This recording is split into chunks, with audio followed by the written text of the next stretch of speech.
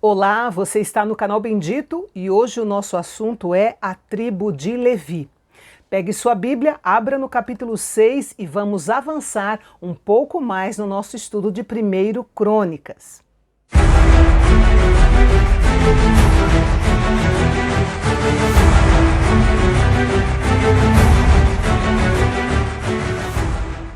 Enquanto estudamos esse livro, devemos ter em mente que o cronista escreveu este relato depois do cativeiro babilônico, ou seja, restava apenas a tribo de Judá para reiniciar e dar continuidade à história de Israel.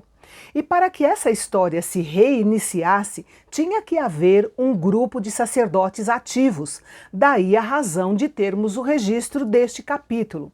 E um detalhe importante aqui é que alguns dos levitas e sacerdotes sobreviveram aos cativeiros do Reino do Norte e do Reino do Sul. E quando o cativeiro babilônico terminou e o remanescente do povo de Deus retornou para Jerusalém, foram reunidos não mais do que 38 levitas, que puderam assumir seus lugares entre os remanescentes, o que ajudou a garantir a identidade de Israel como nação escolhida por Deus. A tribo de Levi tinha um lugar especial em Israel, pois foi separada exclusivamente para o serviço da casa de Deus.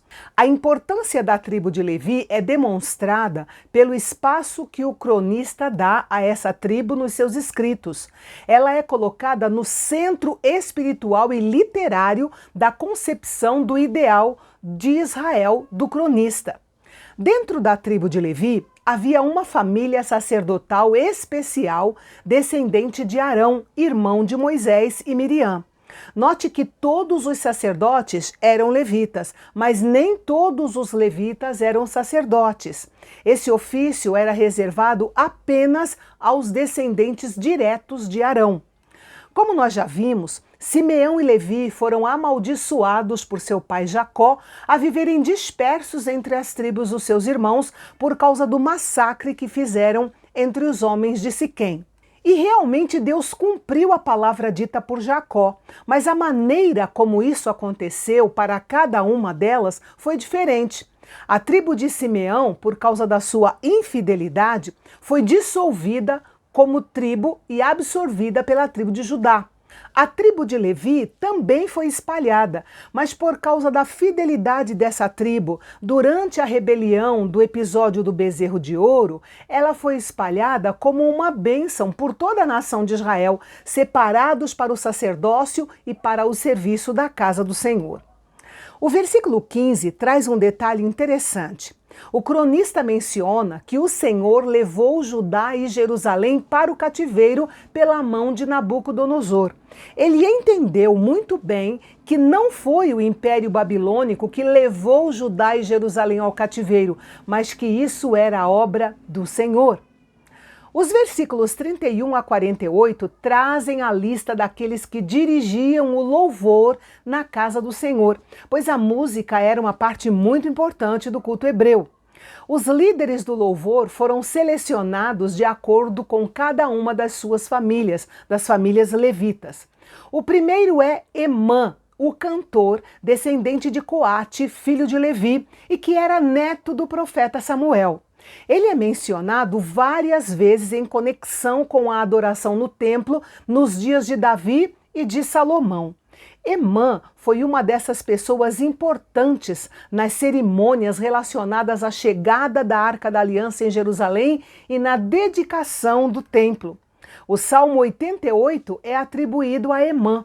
Ali ele se mostra um homem bem familiarizado com as tristezas e os problemas, mas ele leva a sua dor ao Senhor e percebemos que uma corrente de confiança e refúgio em Deus permeia o seu cântico de tristeza. O versículo 39 diz que Asaf, descendente de Gerson, também filho de Levi, estava à sua direita, formando uma das grandes parcerias de líderes de adoração da história. Um detalhe importante aqui é que esta é a primeira menção de Asaf na Bíblia. Ele era um homem de grande influência e destaque no meio do povo de Deus. Ele foi o chefe da cerimônia na vinda da Arca da Aliança para Jerusalém. Ele e seus irmãos foram os primeiros encarregados pelo rei Davi de celebrar hinos ao Senhor. Aparentemente, Davi escreveu o salmo e Asaf e seus irmãos o executaram. Ele e seus irmãos também ficaram diante da Arca da Aliança do Senhor com a responsabilidade dada pelo rei Davi de ministrar diariamente diante dela. E tudo indica que a influência de Asaf durou muito além da sua morte, pois os líderes de adoração e músicos que vieram depois dele eram conhecidos como os filhos de Asaf até os dias de Esdras. 12 dos salmos que temos em nossas Bíblias são atribuídos a Asaf. E por fim, temos Etã, descendente de Merari, o terceiro filho de Levi, e de quem não temos muitos detalhes. O fato de Davi designar esses homens para o serviço de louvor mostra que organização e ordem foram e continuam sendo parte de um bom ministério de louvor a Deus, um serviço sagrado perante o Senhor, digno de toda dedicação. Os versículos 48 e 49 mostram que os levitas serviam a Deus de quase todas as formas, tanto práticas quanto espirituais. Ministros de qualquer categoria no culto do tabernáculo precisavam ser levitas, incluindo os músicos. Veja que eles não eram apenas músicos e cantores, como se vê nas igrejas hoje em dia. Eles faziam praticamente de tudo dentro da casa do Senhor. Apenas os sacrifícios eram feitos exclusivamente pelos descendentes diretos de Arão. Isso nos ensina que todo tipo de serviço é importante e precioso para Deus. É importante frisar que, embora Jesus não fosse descendente de Arão, ele era um sacerdote autorizado de acordo com a ordem de Melquisedeque, que exerceu seu sacerdócio antes de Arão, no tempo de Abraão. Entre os filhos de Arão não estão listados seus 2 filhos desobedientes, Nadab e Abiú, que morreram diante do Senhor porque trouxeram ao altar fogo estranho de adoração corrupta.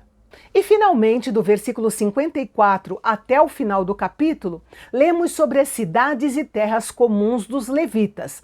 Como nós já dissemos, a tribo de Levi não tinha um território como as outras tribos, eles viviam espalhados e possuíam apenas cidades e áreas adjacentes entre as outras tribos que podiam usar para suas plantações e criações dos seus animais.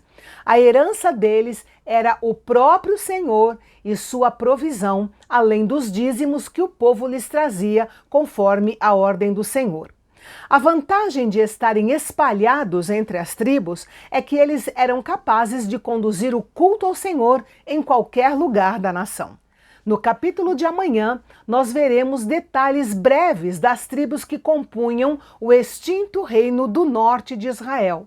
Elas estão inseridas dentro das genealogias como parte da concepção ideal do cronista de reunir a história de todas as tribos de Israel como uma unidade que existia na época do rei Davi, antes da divisão dos reinos. Seria como uma recordação dos bons e velhos tempos de alegria, unidade e prosperidade.